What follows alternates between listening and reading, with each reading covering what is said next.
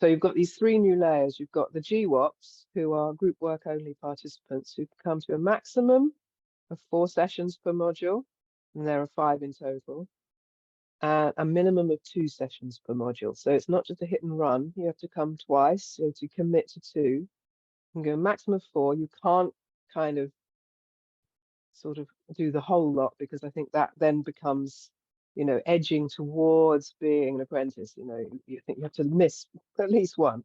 So that was my sort of boundary on it. Come for 2 or up to 4 per module for the GWOPs, the group work only participants. And if you go into the application form, you can find all the details about that now. And then the observers, who are welcome to come either for the afternoon or for the evening, no fee for that, just come. And then the practice clients, and they ideally need to be living close to each apprentice. You know, I'm going to do a little spiel about find your own practice clients and then tell them to apply, so that we have the list. And then you can say in the application, I have a particular apprentice that I already have agreed to work with, and you can name that apprentice. Or you can say, please match me with an apprentice. So you've got your choice there. So you either do it as a general or as a specific application. So there's a whole new sort of stratas coming through there, which I do think starts to, you know, flesh out a bit more the structure. Any questions on all that? Just before, or responses? Doesn't even need to be a question.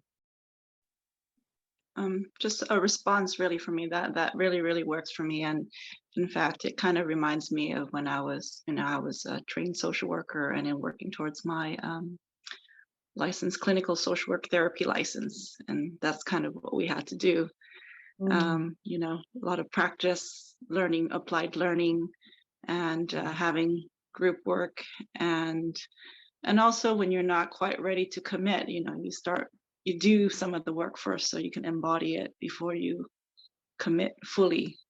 So I think for me personally, being an observer and workshop participant at this stage works for me, because I haven't been to very many of your workshops. I haven't done much body voice work because I'm still working on my own fear of my own voice.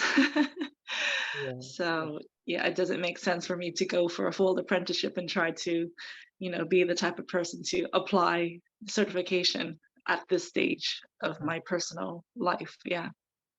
But it's definitely something that I think the way it's structured now really allows the option to go for the full certification after having had a little bit more exposure to the work and embody it, because it's so important in any type of healing practice. If you can't embody it, then how can you transmit or teach the teaching? And if you personally aren't ready, and that's where I know I'm at. Perfect.